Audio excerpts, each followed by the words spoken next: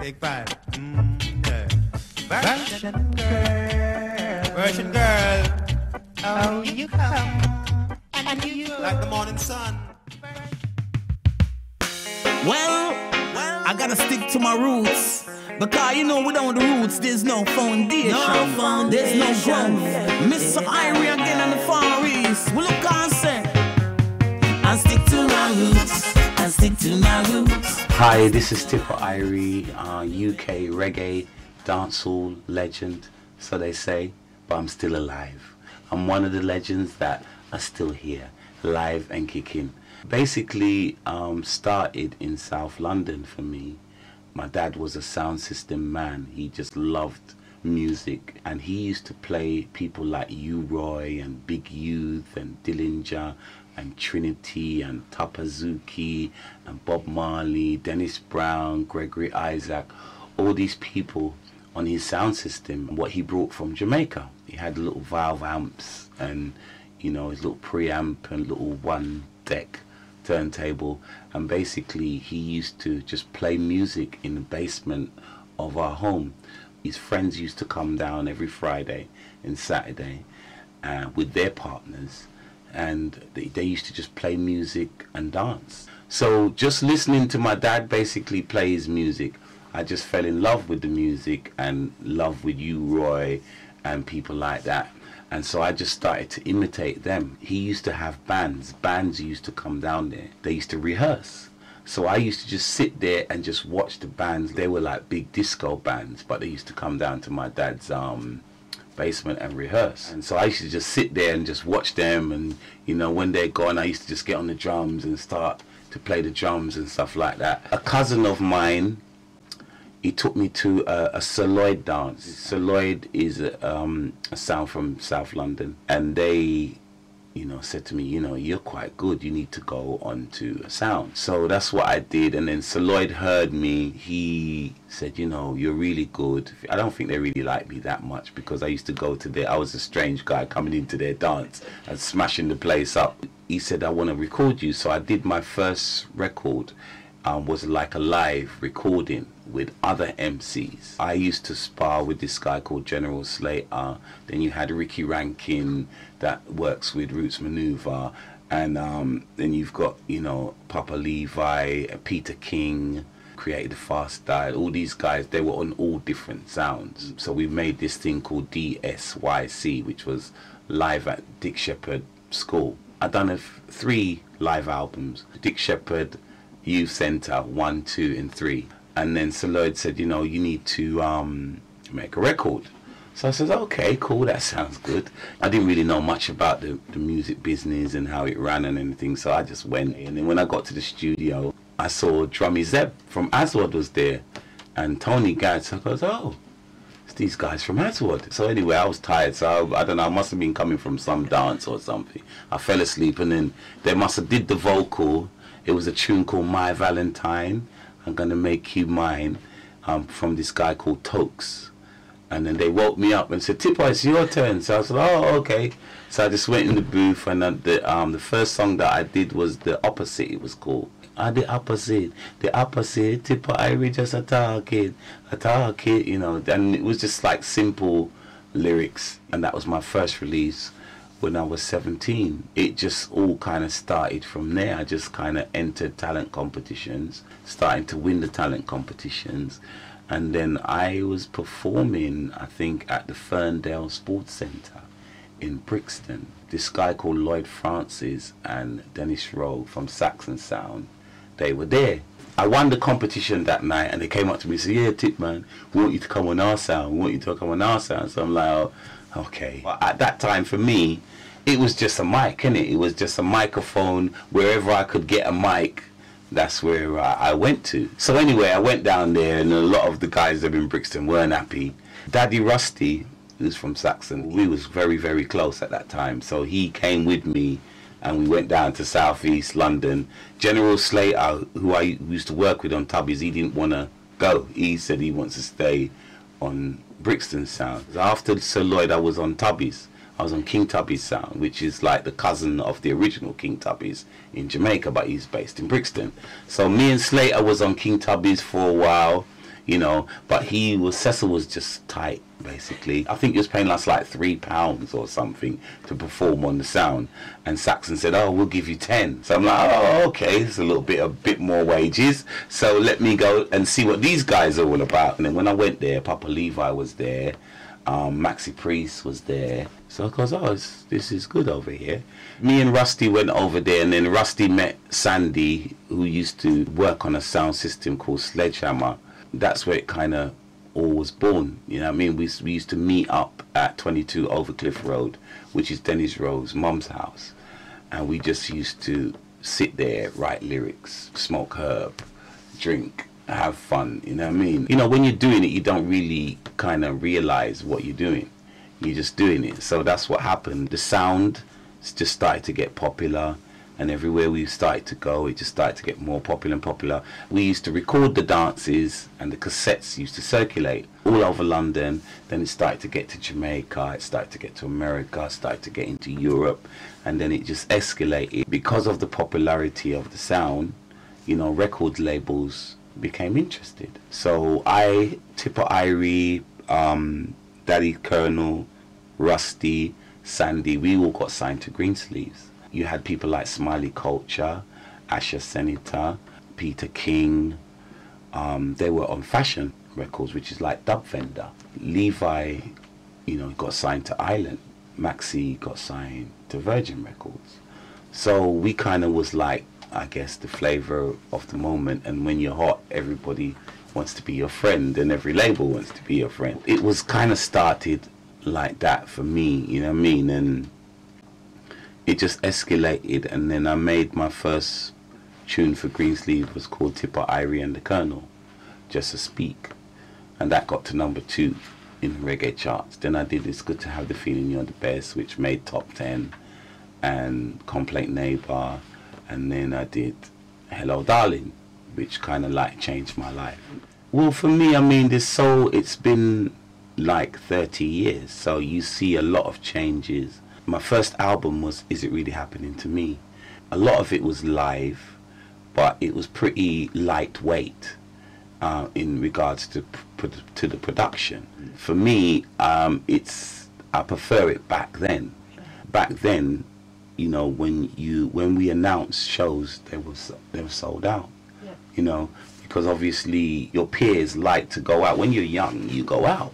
You rave, you want to party, you want to have a good time. I'm 47 now, so the people that are my age group, obviously they've got kids, they've got mortgages, they've got responsibilities. If they see me, it's got to be like a real, oh, I got to go and see Tippa, I haven't seen him in a long while. So times change, but then obviously you've got younger generation and kids that are growing up and discovering the music. When I go through Europe on the road doing shows and whatever, you know, there's always new sound systems, new selectors. They're just discovering the music, and obviously they've heard of Tippa Irire, so they want to dub play and stuff like that. Obviously with the downloading, you know, that's changed the industry. You don't really need a record label now. You can do it and then get it up on TuneCore or iTunes or whatever. But I prefer the vinyl days.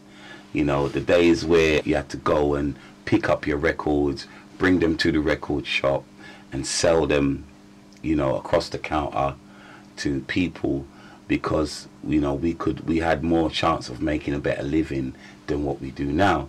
Unless you're on like Radio 1 or Capital or Kiss, you don't really make any money.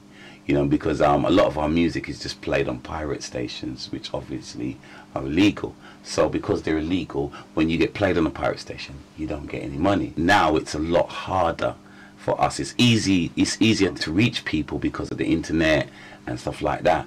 But it's more difficult to actually make a living, because I get a lot of play, but it's on the wrong stations. It's on the stations that don't pay me when they play me.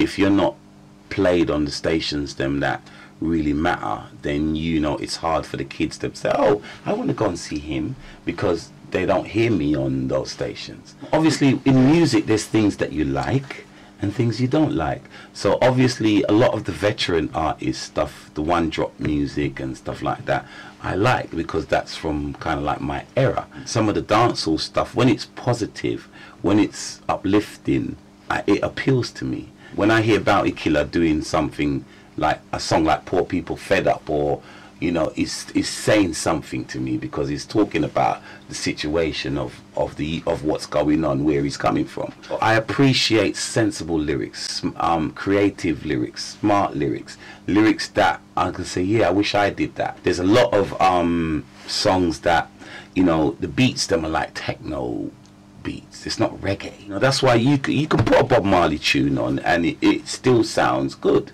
to this day, because you know it's real. It's real instruments, real musicians. They took time, he spent money. You can tell the money that Chris Blackwell gave him, he put it into the music. Sometimes you just got to say, nah, I don't want to do that. I want to take time and do this properly. It's like my last album, Stick to My Roots. That's what I did, and I think it's my best album, because I've done a lot of albums, but a lot of the time how we do albums is we work for a lot of different producers, you know, and then because we work for a lot of different producers, we just pick the songs that we think are the best, and then we put an album together. A lot of the time, if you've got the funding, then you can take your time. When you've written a song, you know, or somebody's giving you a track, you know, you can spend time and you can really make sure that it's to a standards, to a quality that you know that in 10 years time you can put it on and it's still going to sound good. And a lot of the music that's coming out of Jamaica now, you know, it's music that we call it me and Pete Hunninger, we could call it throwaway music, because it might be there for a month or two and then after it's like, no, I don't want to listen to you no more. But there's certain tunes that, you know, that are made that you know, in 10 years time you put it on and it's still going to sound good. It's still going to sound like a classic, you know. So now I'm trying my hardest to just make music that will stand the test of time. Well, I like Assassin. I like the way how he puts his lyrics together, and a lot of the time they're sensible. I like Busy Signal. I like Busy Signal a lot. I think he's very good. I think he's very creative. He gets ideas and puts the time into the ideas. So I definitely like Busy Signal. The music that he's made of late, reggae music again, and them tunes like that, they're really, you know, really on point. With new artists, Popcorn and these people, you know, they don't really do it for me. You know, some of the tunes I like. You know, I like the idea of them, and party tunes is a good thing, because I think it can't be all doom and gloom and depression, and you know, you need party songs. The mentality is what I can't relate to. You know, it's like even watching Sting this year, you know, when artists going on stage and pushing each other off stage and this violate and this and that. It's like, I just don't get it, you know. I don't get the mentality of portraying to be this bad person, what really deep down you're not.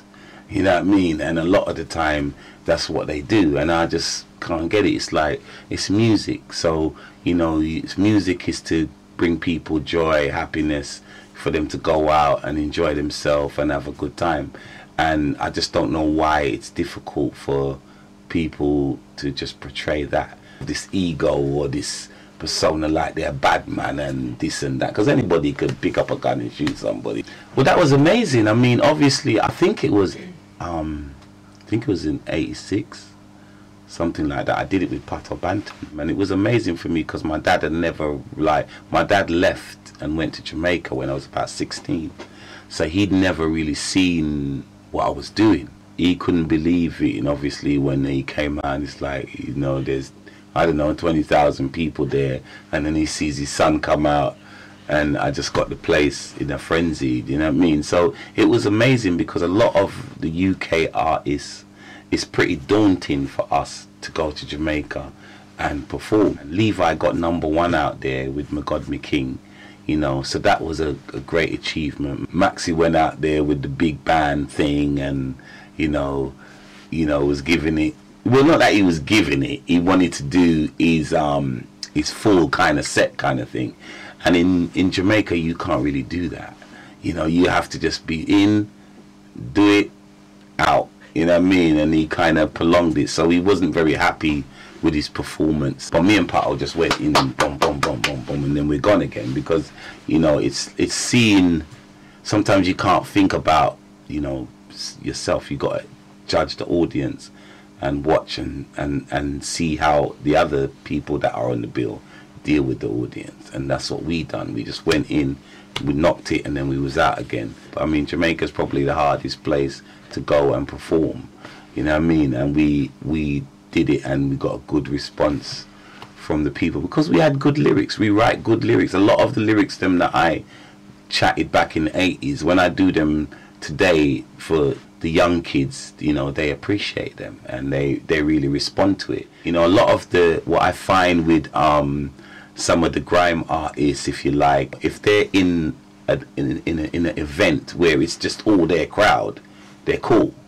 But if they're in an event where, like, it's a theatre, because I've did shows where at Hackney Empire or the Catford Theatre, and it's like there's comedians, there's people like me, there's lovers rock artists, there's grime artists, there's, you know, and they can't adjust, because if you think about it, there's elderly people, there's kids, there's this, so you've got to know how to incorporate everybody into your performance. Me doing stage for that amount of time, you know, I know how to get through to the youth, I know how to get through to the elder, and so on and so on and so on, and they find it, I see they find it difficult. They've got only, I don't know if it's a lot of times just one way of doing their thing. You know, I can adjust to doing a lovers rock tune with Lloyd Brown or Peter Spence, then I can adjust to doing a dance tune with the Black Eyed Peas, and then I could do a speedy tune with the Bug.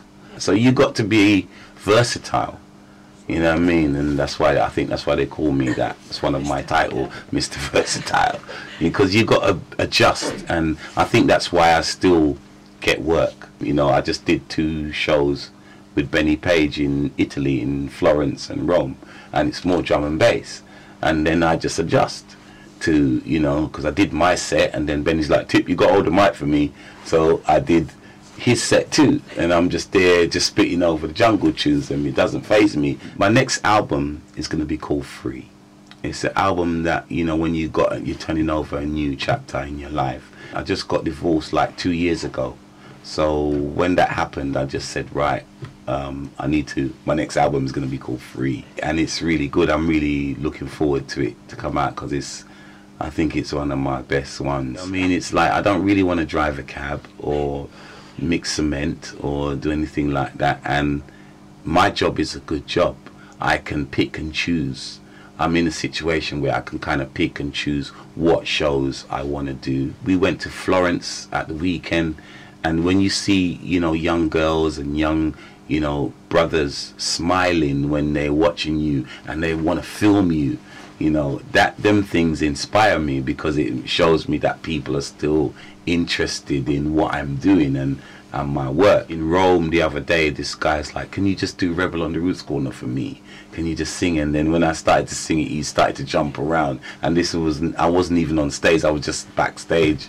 Do you know what I mean? So it's amazing, the power of music, and to make people happy like that and feel good and inspire them, it makes me, why would I want to stop? It can be frustrating. Sometimes you get frustrating because you know, for me, it's like I just done this recording that I was just playing you with Benny Page, and it took me maybe an hour to do it, and I'm really proud of it, and it's really good. You know that you've got the talent, and you know that really, you know, you should be played on the stations that matter. That's a bit frustrating sometimes, because you see these people that are really making a lot of money, and you've probably got more talent in your left hand than what they've got, and they're making a lot of money and you ain't, because there's so much talent here. There's so much talent in people that I know that really are really gifted. When you see them and they come and they voice a tune and it's really good, and it's not all day,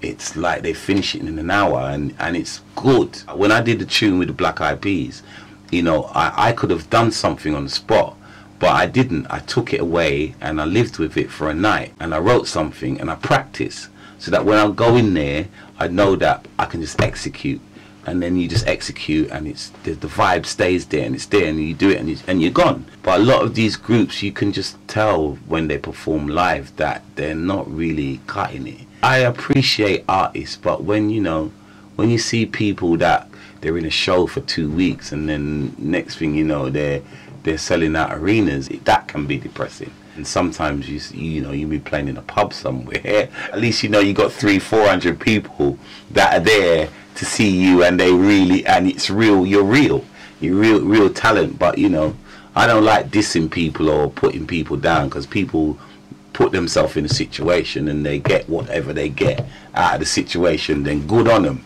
But Swagger Jagger and all these, what's that about? I can't relate to these people, because it's just watered down, manufactured. What fascinates me with these A&R people is that they think that you need to look a certain way for the kids them to get into you, and that's a fraud. That's a lie. Because I know when I was in Italy the other day, last weekend, there were young girls in front of the stage, and they were young. They were like 18, 19, 20, and they were screaming. They were still screaming. They were like, oh! And because you're going and you're doing your thing, and they were appreciating what I was doing, and I didn't have to have a six-pack or look like Denzel Washington or whatever. Do you know what I mean? They just enjoyed the art. You understand me? And and that was what it's about. So I know that all of this, you have to look like Justin Bieber or whoever. It's all a facade. People like good music. Because, let's be honest, Ed Sheeran is not like the prettiest looking guy on the block, say for instance. Do you know what I mean? But he can play his guitar, and he writes good songs. I get people from all walks of life come to my show, oh, I love your music. My dad's got your song, or my mum's got your song, but I love it.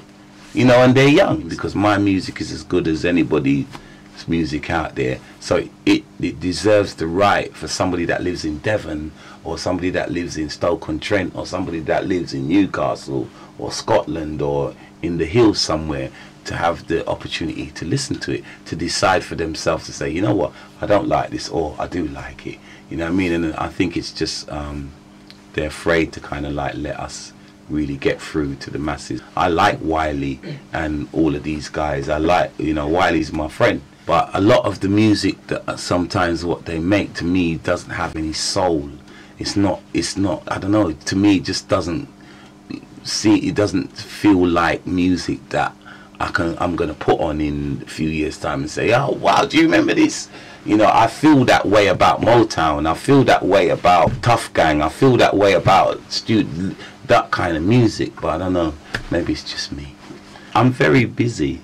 My label is called Lockdown Productions. It's a label that I started with a guy called John Mitchell, who's like, his artist name is JB Baker, and he's basically he's an engineer, the producer in our studio here, Lockdown Productions. So we've got a lot of product out. The first album was Stick to My Roots, which is my last album. We've done a series of compilation albums.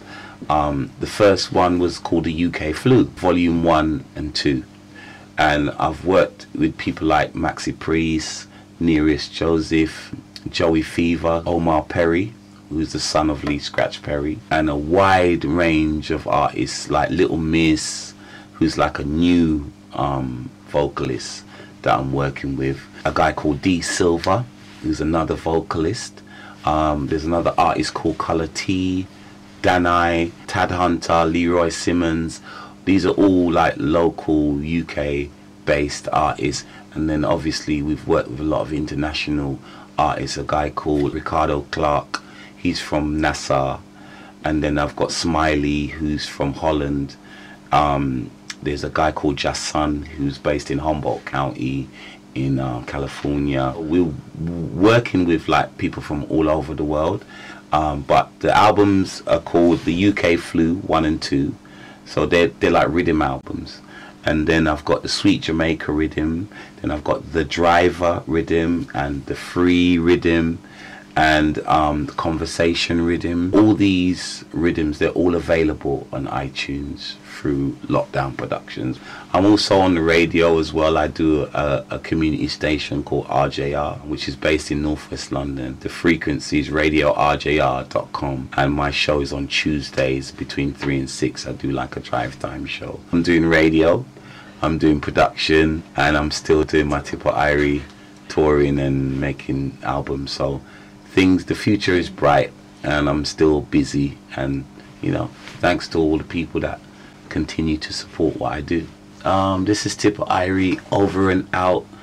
Gotta wind it up now, but anyway, remember, link up tippairie.com. You want to check my blog, it's blog.tippairie.com. If you want to follow me on Twitter, it's Tippa Irie 7665, and on Facebook just type in Tippa Irie, you'll find my fan page. And you know, you want a dub plate, you want a show, holla at me, I'll hook you up. Peace. Tippa Irie, Tippa Irie. Hey yo, blaze the fire, Papa, tell him it's together next thing. And we bring it together, it's Anthony B. say, uplift the people with music. With music. With music. This is the